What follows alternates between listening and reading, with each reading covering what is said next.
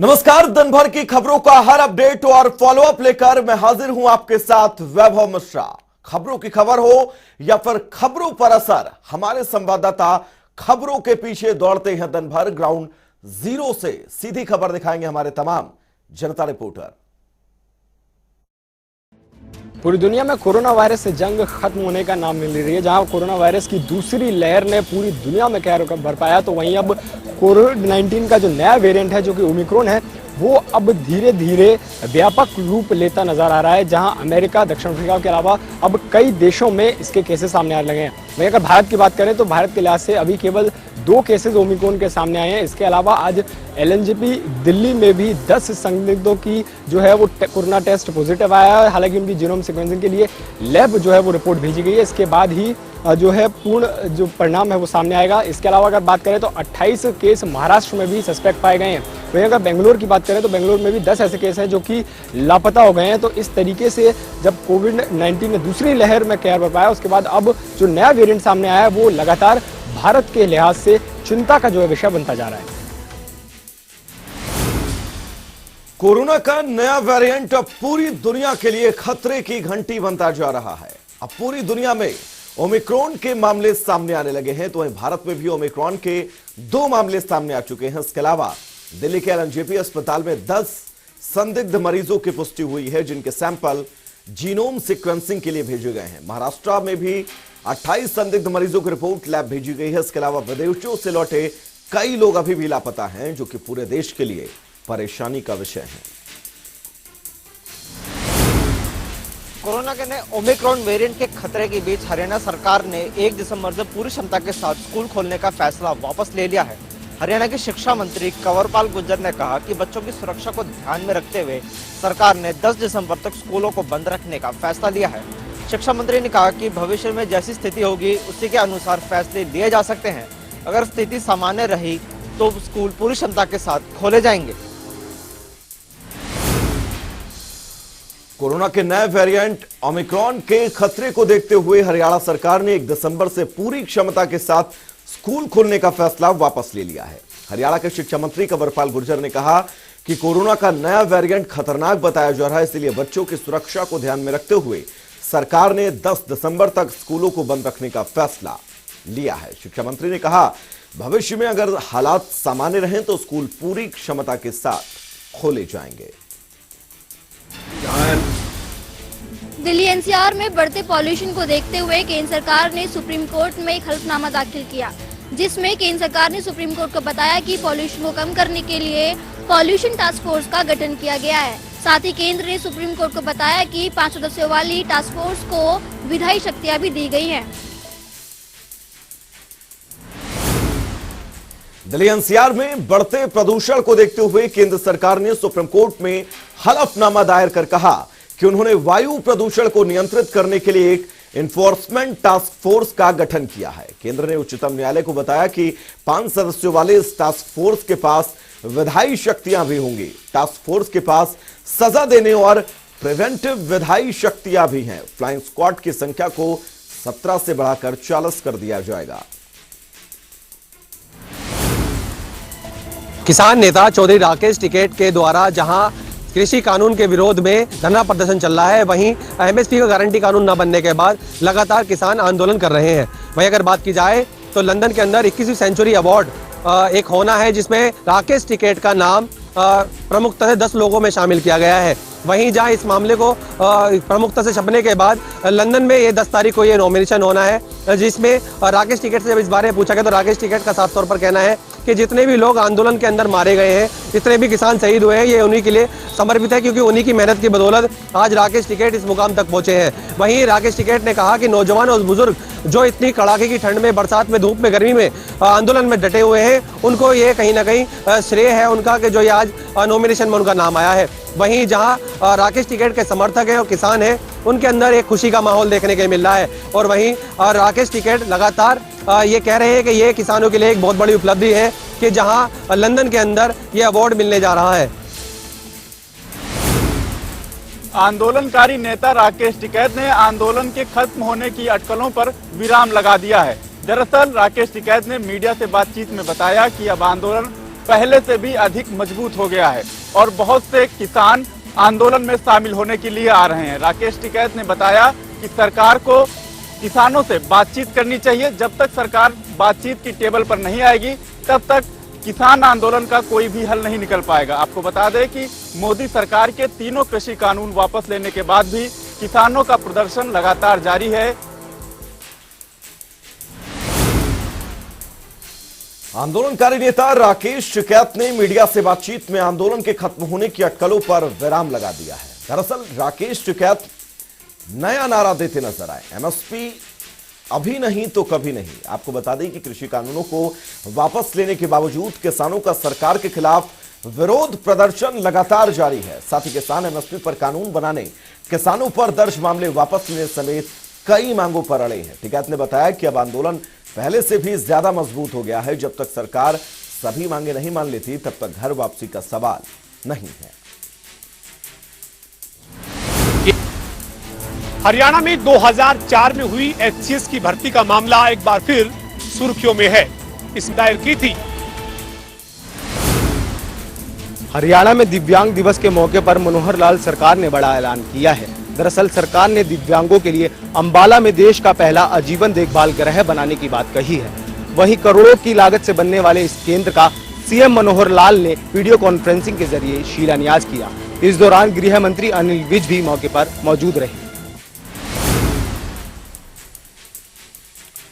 तो हरियाणा के अंबाला में विश्व दिव्यांग दिवस के मौके पर सूबे के गृह मंत्री अनिल विज ने दिव्यांगों को बड़ी सौगात दी। आपको बता दें कि अंबाला में 31 करोड़ की लागत से दिव्यांगों के लिए बनने जा रहे देश के पहले आजीवन देखभाल गृह बनेगा। गृह मंत्री अनिल विज ने कहा कि देश के पहले आजीवन देखभाल गृह में दिव्यांगों को स्वास्थ्य, योग, मेडिटेशन और भोजन की व्यवस्था पूरी तरह से निःशुल्क मुहैया करवाई जाएगी। वहीं करोड़ों की लागत से बनने वाले केंद्र का सीएम मनोहर लाल ने वीडियो कॉन्फ्रेंसिंग के जरिए शिलान्यास किया।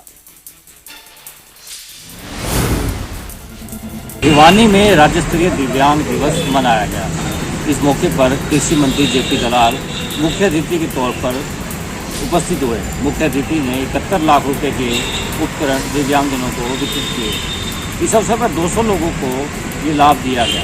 आपको बता दें, कृषि मंत्री ने कहा कि लोगों को सरकारी नौकरियों के अलावा प्राइवेट नौकरियों में भी लाभ देने की सरकार स्कीम बना रही है ताकि ये लोग अपने पांव पर खड़े हो सकें और सक्षम हो सकें।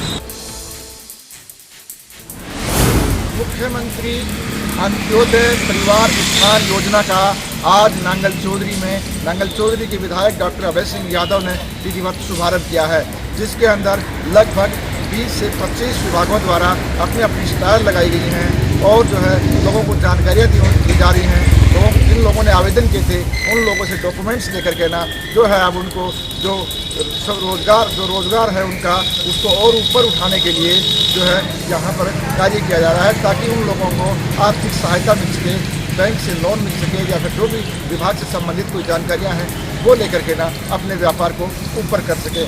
जिन लोगों की आज लगभग 1 लाख रुपया जो है सालाना से कम है उन लोगों को यहाँ पात्र माना जा रहा है। आने वाले समय में अधिकारियों के अनुसार 1,80,000 रुपये तक की आमदनी जिन लोगों की होगी उन लोगों की भी इस योजना में शामिल किया जाएगा। बहरहाल जो भी हो, फिलहाल देखना यही होगा कि कितने लोग जो है यहाँ पर जो है इस योजना का लाभ ले सकते हैं, क्योंकि टोटल जो है लोग बताए गए हैं यहाँ पर हजारों की संख्या में आए हैं, लेकिन 680 लोग जो हैं उनको यहाँ पात्र माना गया है। अब डॉक्यूमेंट्स के आधार पर कितने लोग इस चीज़ का फायदा ले पाते हैं ये देखने वाली बात होगी। देश भर की विविध संस्कृति की झलक कुरुक्षेत्र ब्रह्म सरोवर पर दिखाई दे रही है। एक मिनी भारत के रूप में ब्रह्म सरोवर पर शिल्पकारों ने एक अलग ही दुनिया बसा दी है। कश्मीर से अगर पश्मीना वूल लेकर यहाँ पर कारीगर पहुँचे हैं, 20 ग्राम की ऐसी पश्मीना वूल जिसके लिए उनको राष्ट्रीय अवार्ड भी मिला है। दूसरी तरफ सहारनपुर से जो कलाकार पहुँचे हैं इमरान, जो लकड़ियों में अपनी हस्तकलम के माध्यम से जान फूंकते हैं, विदेशों में भी ट्रेनिंग देते हैं। धर्मनगरी कुरुक्षेत्र में अंतर्राष्ट्रीय गीता जयंती महोत्सव मेले के अवसर पर आयोजित शिल्प मेले में देश भर के शिल्पकार जुटे हैं। खास तौर से राष्ट्रीय और अंतर्राष्ट्रीय अवार्डी शिल्पकार आकर्षण का केंद्र बन रहे हैं। 19 दिसंबर तक धर्मनगरी कुरुक्षेत्र में शिल्प कलाकार अपनी कला का प्रदर्शन करेंगे। दिसंबर महीने की शुरुआत से ही मौसम हिमाचल प्रदेश पर मेहरबान नजर आ रहा है। शुक्रवार को हिमाचल प्रदेश के ऊंचाई वाले इलाकों में जमकर बर्फबारी हुई। बर्फबारी के बाद से ही पर्यटक हिमाचल प्रदेश का रुख करने लग गए हैं। इस बर्फबारी से किसान बागवानों को भी बड़ी राहत मिली है, लेकिन ये बर्फबारी केवल राहत ही नहीं बल्कि आफत भी लेकर आई है। बर्फबारी के बाद से प्रदेश भर की 45 सड़कें बंद होने की भी खबर है। इसके अलावा प्रशासन ने लोगों से एहतियातन ऊंचाई वाले इलाकों में न जाने की अपील की है ताकि कोई अप्रिय घटना न हो। हिमाचल प्रदेश के अटल टनल में बर्फबारी के बाद से मौसम सुहाना है। बर्फबारी होने से पर्यटन कारोबार गदगद है। आपको बता दें, मौसम के बदले तेवरों से किसान बागवानों को राहत मिली है। बर्फबारी लहसुन, मटर और गेहूं के लिए संजीवनी बनी है। बर्फबारी का लुत्फ उठाने के लिए पर्यटक भी बड़ी संख्या में पहाड़ों का रुख कर रहे हैं। रोहतांग दर्रा और बारालाचा में भी भारी बर्फबारी से नेशनल हाईवे 505, नेशनल हाईवे 3 समेत 45 सड़कें बंद हैं। प्रदेश भर में 164 बिजली ट्रांसफार्मर ठप हैं। कड़ाके की ठंड में लोगों को बिजली के बिना दिक्कतों का सामना करना पड़ रहा है। 3 दिन से खराब चल रहे मौसम से जिला कुल्लू और लाहौल स्पीति में दुश्वारियों के साथ जनजीवन अस्त व्यस्त है। बर्फबारी के कारण अटल टनल में निगम की बसों के साथ पर्यटकों की आवाजाही बंद कर दी गई है। पुलिस ने सिर्फ स्थानीय लोगों को 4x4 वाहनों की अनुमति दी है। आपको बता दें, पहाड़ों में हो रही बर्फबारी से कुल्लू मनाली के विंटर सीजन को बढ़ावा मिलेगा।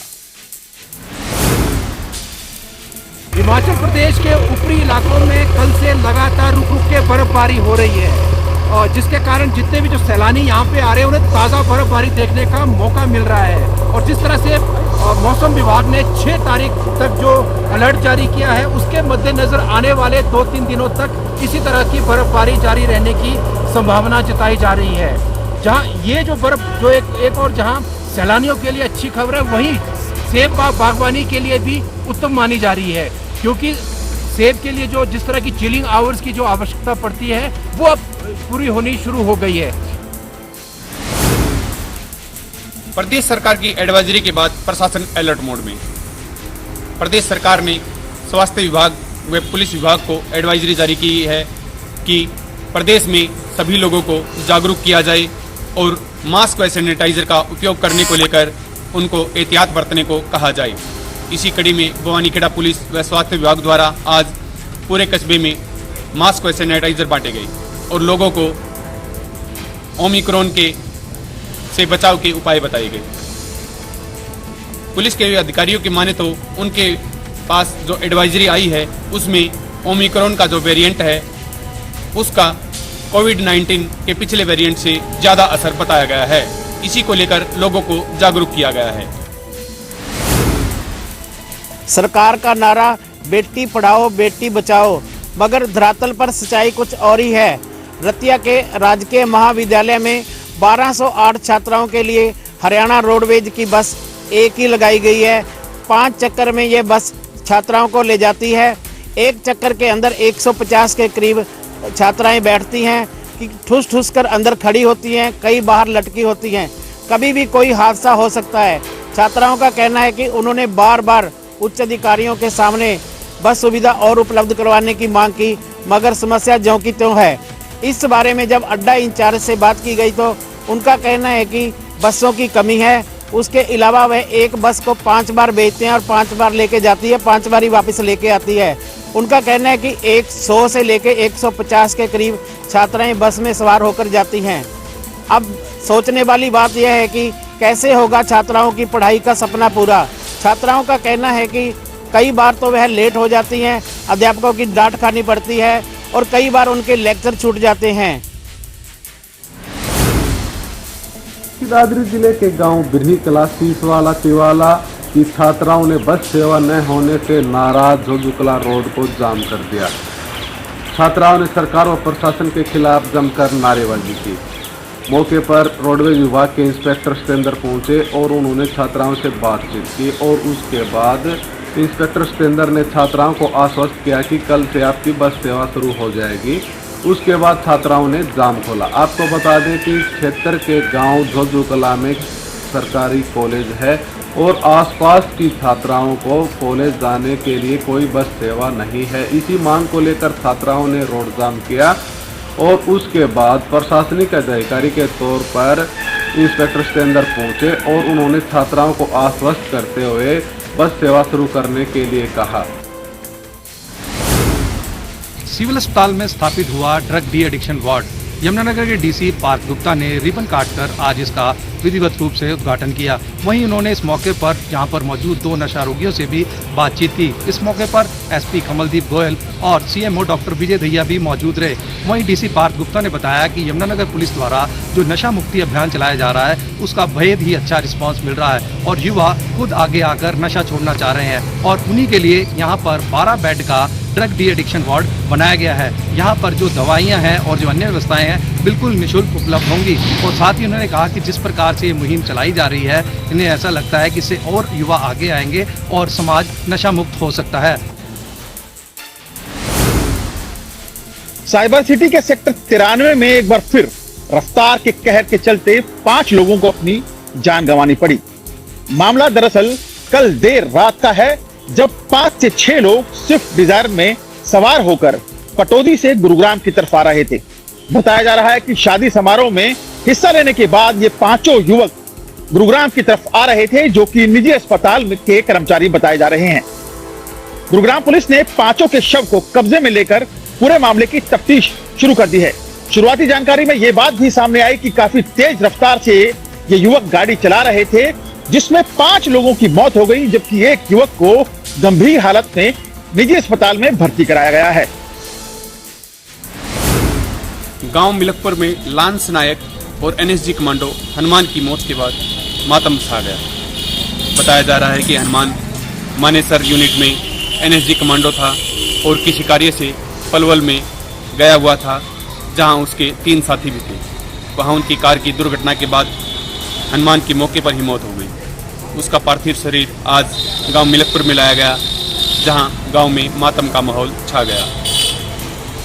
एनएसजी कमांडो ने पार्थिव शरीर को सलामी दी और इसके बाद ही उसका अंतिम संस्कार हो चुका। फिलहाल के लिए इतना ही, रुकेंगे एक बहुत छोटे से ब्रेक के लिए, कहीं जाएगा नहीं। जनता टीवी पर खबरों का सफर लगातार जारी रहेगा। नमस्कार।